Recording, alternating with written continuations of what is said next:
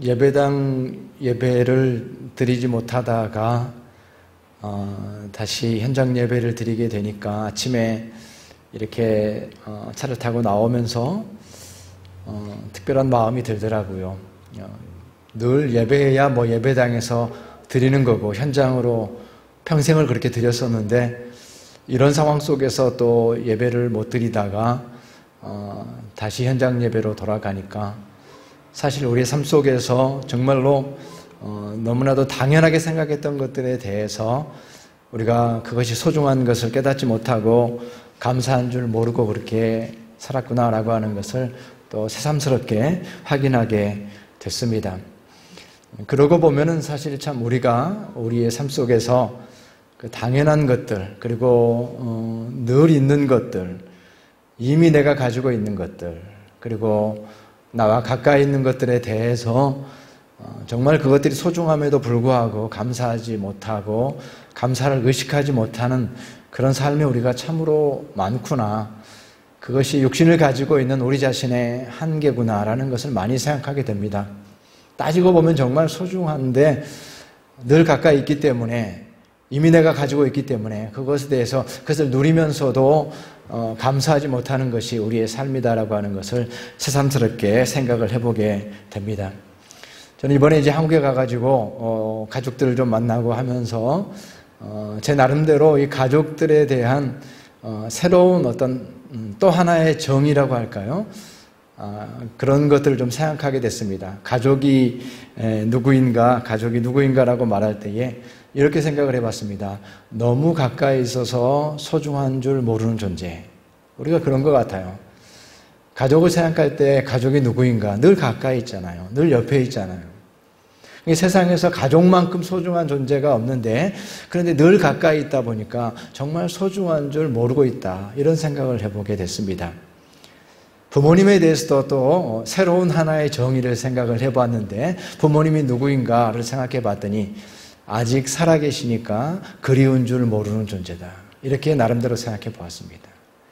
부모님이라고 한다면 정말 우리에게 그리운 존재일 것입니다. 만약에 부모님께서 세상을 떠난다고 한다면 얼마나 정말로 한이 되게 가슴을 치면서 부모님을 그리워할 겁니다. 그럼에도 불구하고 아직 살아계시기 때문에 부모님을 그리워할 줄 모른다. 그것을 새롭게 깨닫게 됐습니다. 어쩌면 그것이 답답하고 한심하지만 어쩌면 우리들의 모습입니다. 늘 가까이 있기 때문에 가까이 있는 것들에 대해서는 감사하지 못하고 늘 곁에 있기 때문에 사실은 가장 내 옆에 있는 사람, 가장 가까이 있는 사람, 늘 만나는 사람들이 우리에게 있어서 가장 소중함에도 불구하고 소중한 것을, 감사하는 것을 모르고 살아갈 때가 많다라고 하는 사실입니다. 오늘 우리가 함께 읽었던 시편의 말씀, 시편이 총 5권으로 5파트로 나눠져 있는데 그 중에 5번째, 그 5권의 첫 번째 시편이 107편, 오늘 시편입니다. 그 시편이 이렇게 시작됩니다. 여호와께 감사하라. 그는 선하시며 그 인자하심이 영원하미로다. 이렇게 시작이 됩니다. 여호와께 감사하라. 근데 이 성경의 히브리 원문을 보게 되면 호두 이렇게 시작이 되는데 이 호두라는 말은 바로 감사하라라고 하는 동사형입니다. 동사의 명령형입니다. 감사하라라고 하는 것이 오늘 이 시편 속에서 가장 먼저 등장하는, 가장 먼저 나오는 5권이 시편의 5권이 시작되어지는 그 시점에서 바로 그 감사하라라고 하는 이 동사로 이 시편이 시작되고 있는 것을 보게 됩니다. 그래서 감사하라라고 하는 이 명령이 먼저 나오고 그 다음에 그 이어서 감사해야 될 이유들이 그 뒤로 오늘 시편 107편의 수많은 상당히 긴 본문 동안에 감사하라라고 하는 이 명령 이후에 그 이유들이 나중에 설명되고 있는 것을 보게 됩니다. 이것은 다름 아니라 단순하게 어떤 그 구조적인 차원에서 본다고 할 때에 단순하게 우리가 이 시편은 감사를 앞세우고 있구나. 이 시편은 감사가 먼저구나. 우리가 생각할 때에 감사라고 하는 것은 어떤 이유 때문에 감사하다라고 하기 때문에 대개는 감사가 뒤로 배치되게 되어 있습니다. 밀괄식이 되기가 쉽습니다. 그런데 오늘 이 시편의 말씀은 감사하라라고 하는, 호두라고 하는, 감사하라라고 하는 그 동사로 시작이 되고 있습니다. 감사가 먼저인 것이죠. 감사가 앞서고 있는 것이죠. 근데 이것은 바로 단순하게 구조적으로 쉽게 우리가 확인할 수 있는 것이지만, 그러나 신앙적인 차원에서 보게 될 때의 신앙의 관점이라고 하는 것이 바로 다른 것이 아니라, 우리는 믿음을 가진 자로서 어떻습니까? 감사를 앞세우는 자로 살아가는 것입니다. 우리가 신앙을 가지고 있다라고 하는 것의 차이가 무엇이냐면, 감사를 앞세우는 겁니다. 감사가 먼저인 겁니다. 감사할 이유들이 앞서는 것이 아니라 감사가 먼저이고, 감사가 먼저이다 보면, 감사를 선언하다 보면 어떻습니까? 우리 삶 속에서 우리 가까이 있는 수많은 것들 가운데에서 감사할 이유들이 그 뒤를 따르게 되는 것을 보게 됩니다. 먼저 믿음으로 감사하면 감사해야 될 이유들이 우리 삶 속에서 드러나게 된다라고 하는 사실입니다. 그래서 감사가 먼저이고 감사가 앞서는 삶의 방식이 그리스도인들이 살아가는 삶의 방식입니다. 어떤 조건이나 이유가 아니라 먼저 감사가 나오는 것입니다. 바로 그러할 때에 우리가 잘 알고 있는 말씀들, 범사에 감사하라. 이 말씀도 사실은 그런 말씀 아니겠습니까? 어떻게 우리가 범사에 감사할 수 있습니까? 우리 삶 속에서 따지고 보면 감사할 수 없는 상황도 많지만 범사에 감사하라. 이 말도 동일한 의미로 감사를 앞세우라. 신앙인은 감사를 앞세워야 된다. 이런 의미가 되는 거예요. 그랬을 때에만 우리가 범사에 감사할 수가 있는 것이죠. 그리 아니할지라도 감사하라. 이 또한 마찬가지입니다. 그리 아니할지라도 조건이 맞지 않았습니다. 그럼에도 불구하고 감사하라. 이 역시 감사를 앞세우는 삶이 되는 것입니다. 제가 재작년 추수감사절 때마다 말씀드렸던 그 말씀, 우리의 삶의 기준은 감사입니다. 우리의 삶은 감사 이하로 내려가지 않습니다 라고 말씀드렸는데, 감사 이하로 내려가지 않는 삶, 그 삶 역시도 감사를 앞세우는 삶이고 감사가 먼저인 삶인 것입니다. 우리 그리스도인의 삶은 단순하게 감사를 앞세우는 삶이다. 그러면 감사의 이유들이 분명하게 드러난다라고 하는 사실입니다. 그런데 감사를 앞세우지 않으니까 어떻습니까? 감사의 조건을 앞세우게 되고 감사의 이유를 찾게 되고 또 감사를 앞세우지 않으니까 내 욕심이 드러나게 됩니다. 내 욕심이 앞서다 보면 어떻습니까? 부족함을 느끼게 되는 거죠. 계속해서 부족함을 느끼게 되고 뭔가를 계속해서 요구하게 되고 어떤 필요를 느끼게 되고, 감사가 앞서지 않으니까 나의 필요와 나의 조건과 나의 욕심이 앞서서 그러다 보니까 내 삶 속에서는 만족함이 없는 결핍함으로 살아가는 그 삶이 지속되는 것입니다. 우리 삶 속에서는 참으로 그러한 감사를 앞세우는 삶을 통해서 참으로 주님께서 약속하신 풍성한 삶으로 나아갈 수가 있게 되는 것입니다. 그런데 감사를 앞세우지 않으면 그 반대의 경우가 또 생길 수가 있는데, 그것은 다름 아니라 참으로 삶에 어떤 우리가 성취한 그런 조건들로 인해서 우리 자신이 교만해질 수 있다는 겁니다. 감사를 앞세운다라고 하는 것은 우리가 교만해지지 않도록 우리를 막아주는 것이죠. 그런데 감사를 앞세우지 않으면 내가 어떤 것을 성취했다라고 하는 것이 곧바로 교만으로 돌아오게 됩니다. 나 자신이 교만하게 됩니다. 감사가 없으면 내가 알지 못하는 사이에 내 속에서 교만이라고 하는 그것이 자리 잡게 됩니다. 우리 자신의 생각과 행동과 이런 삶의 모습들을 보면서 우리가 때로는 나 자신을 이해할 수 없을 때가 있습니다. 내가 왜 이랬지? 내가 왜 이렇게 생각했지? 근데 그 이유를 따져보면 우리 가운데에 교만이 있는 경우가 많습니다. 그리고 그것 때문에 깜짝깜짝 놀랍니다. 내가 이렇게 교만했구나. 내 교만 때문에 참으로 내 안에서 이 교만의 덩어리가 자리 잡고 있기 때문에 이럴 수밖에 없었구나. 어떻게 보면 나는 의식하지 못하고 깨닫지 못했는데 되짚어보면 그 뿌리가 나 자신의 교만에 있는 것을 보게 됩니다. 감사하지 못하면 우리는 본성적으로 교만할 수밖에 없는 모습이 우리의 모습인 것을 알게 되는 것이죠. 예레미야의 지금 말씀을 우리가 큐티하고 있는데 그 말씀을 통해서 요즘에 계속해서 나오는 것이 바벨론에 대한 그러한 얘기입니다. 50장 전후에서 바벨론에 관한 얘기가 나오는데, 그 바벨론이 정말로 그 당시 최강대국으로서 온 세계의 망치라고 자타가 공인하는 최강대국이었습니다. 온 세계 어느 나라라고 할지라도 그 앞에서 벌벌 떨 수밖에 없는 온 세계의 망치가 바로 바벨론이었습니다. 그 자타가 공인하는 것이었습니다.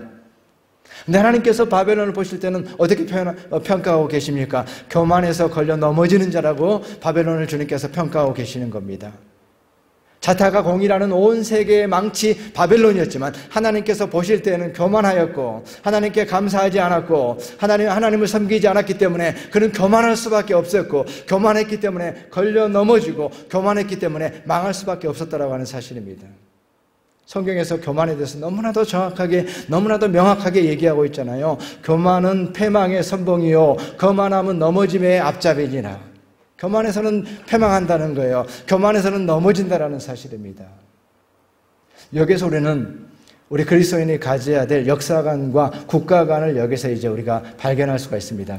우리에게 있어서 국가는 무엇이고 우리에게 있어서 역사는 무엇인가?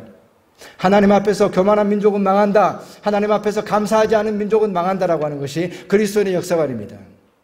그 나라가 참으로 성취가 있고 그 나라가 지지율이 높고 성과가 있고 사람들로부터 지지를 받고 한다고 할지라도 그 나라가 하나님 앞에서 교만하면 망하게 된다는 사실이 우리의 역사관입니다. 하나님 앞에 감사를 잃어버리면 그 나라는 망하게 된다고 하는 것이 우리의 고백인 것입니다.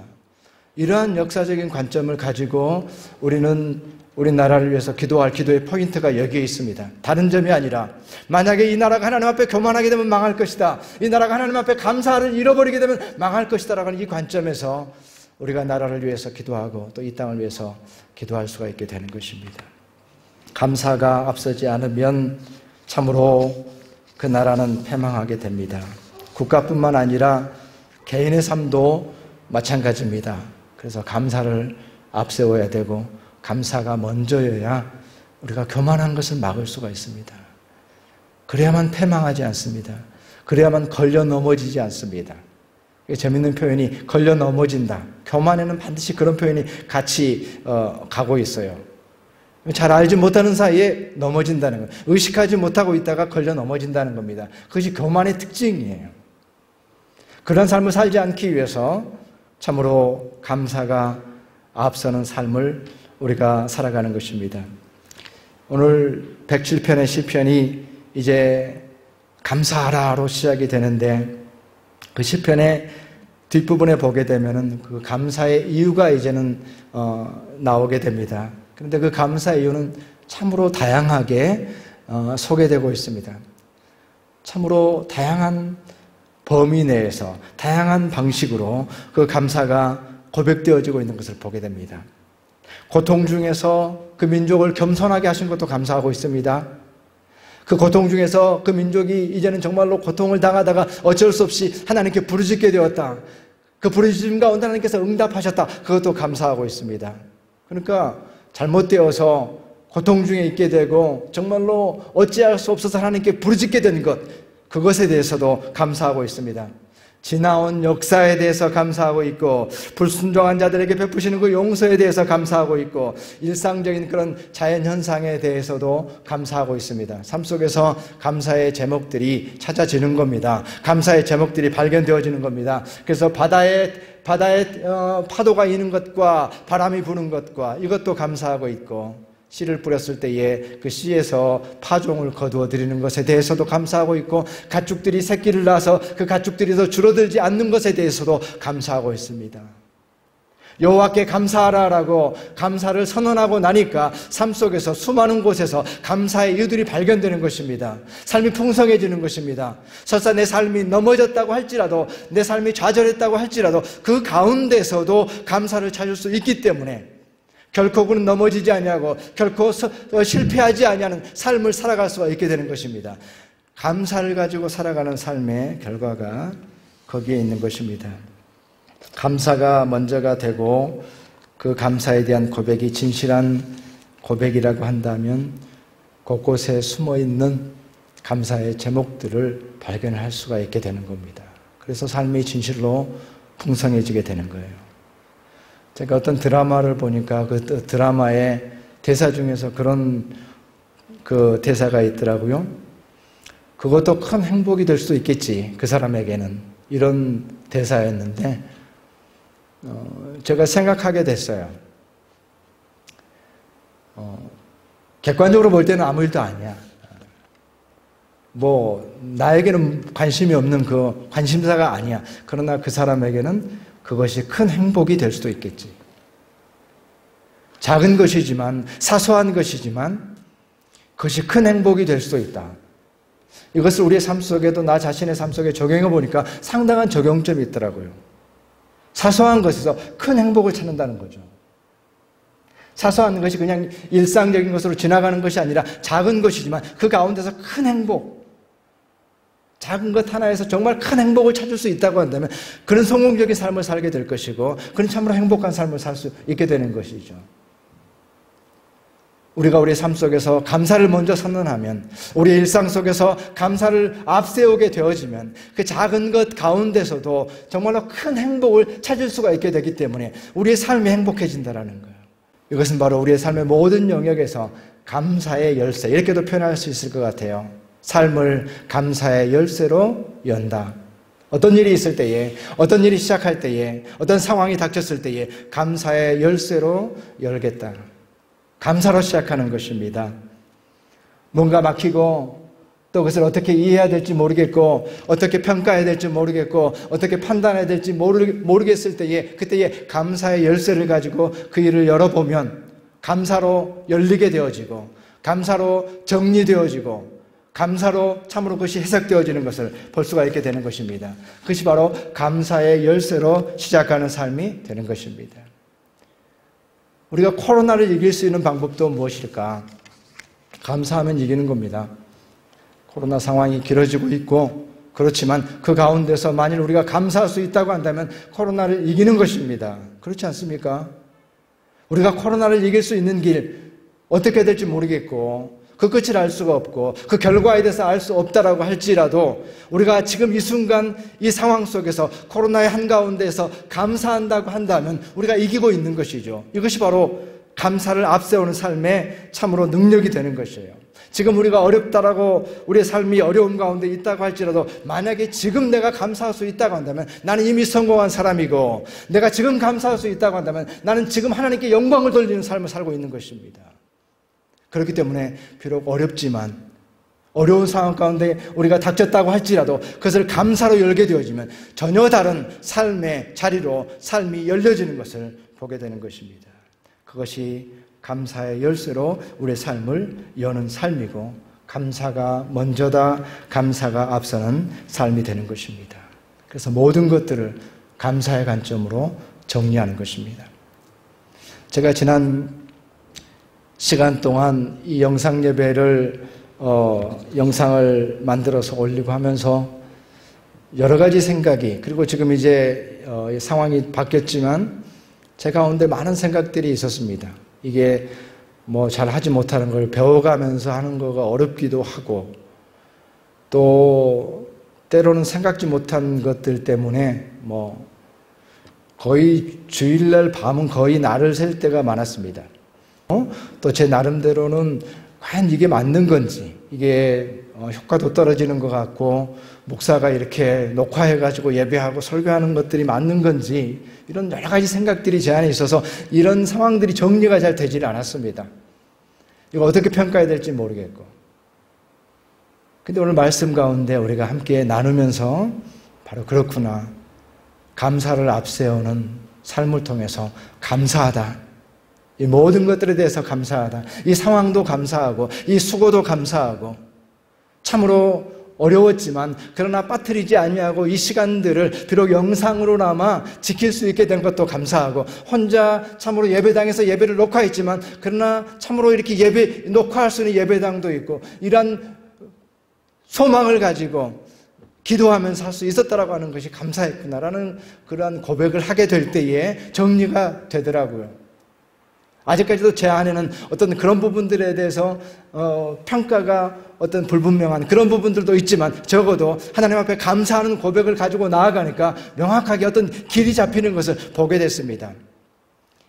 바로 그것이 감사의 능력이고 또한 감사 자체가 믿음을 표현하는 것이기 때문에 바로 그 순간에 믿음의 능력이 우리 가운데 드러나게 되는 것입니다.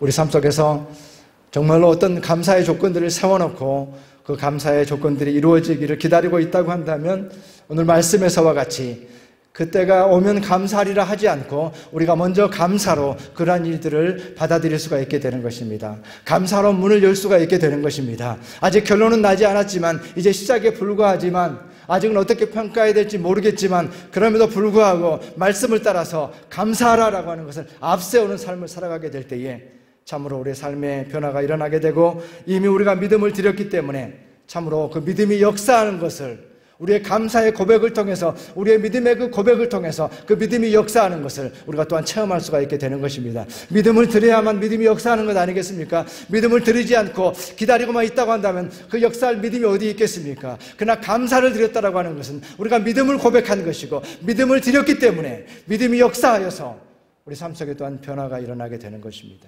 그렇기 때문에 우리의 삶은 감사를 앞세우는 삶이 되어야 되는 것입니다. 큐티 모임을 하면서 참으로 그런 말씀을 제가 나눴습니다. 우리의 생각과 말과 행동이 시작되기 전에 하나님의 말씀과 기도로 시작하는 것이 그리스도인의 삶의 방식입니다. 이렇게 제가 말씀을 드렸습니다. 우리의 생각과 말과 행동이 시작되기 전에 이것을 동일하게 우리가 감사로 적용할 수 있다고 생각합니다. 우리의 말과 생각과 행동이 시작되어지기 전에 감사로 하나님 앞에 나아가는 것이 그리스도인의 삶의 방식입니다. 이것이 그리스도인의 고백이고 그러한 삶을 살아가게 될 때에 믿음이 없는 자들과 구별되는 삶을 살아갈 수가 있게 되어지고 그러한 삶을 살아가게 될 때에 하나님께 영광을 돌리면서 살아갈 수 있는 삶이 되는 것이기 때문에 그것이야말로 그리스도인이 살아가야 될 삶의 길이 되는 것입니다. 우리의 형편과 처지는 다 어렵지만 그럼에도 불구하고 오늘 참으로 찬양의 참으로 고백과 같이 수많은 참으로 감사 이유들을 뒤로 놓고 먼저 감사하라라고 하는 고백을 가지고 참으로 이 시대를 살아가고 우리의 삶을 감당해낼 때에 그 감사의 능력들이 드러나서 가장 가까이 있는 곳에서 참으로 그 감사의 제목들이 드러나고 사소한 것 가운데서도 큰 행복을 찾아내고 큰 만족을 찾아낼 수 있는 우리 모두의 삶이 되시기를 주님의 이름으로 축원합니다.